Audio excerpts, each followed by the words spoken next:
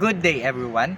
Today, we are going to learn Kursong Information Technology. No inaryo na ang tanso. Dagiti sa basabali a usar ken importansya na daytoy. Ngani man, king kasalukuyan ang bukang hinaharap.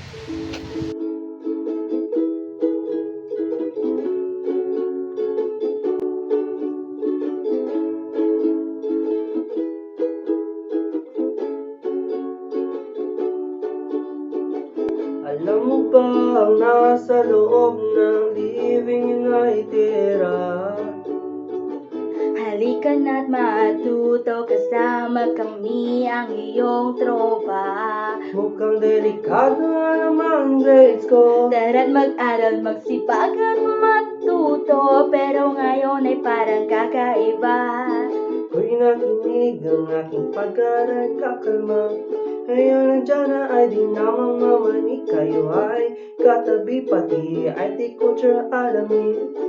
Di na maghahanap ng kung anong sagot sa mga tanong. ICT Rose na tuklasin.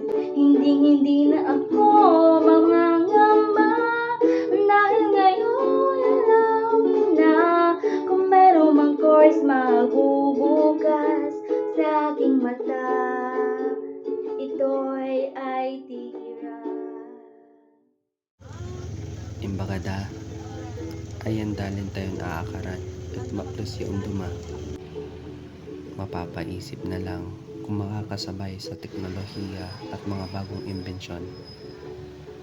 Our ever-changing society brings innovation, and that also causes confusion. Sa living in the IT era, hindi ka mamamani, hindi ka papabayaan.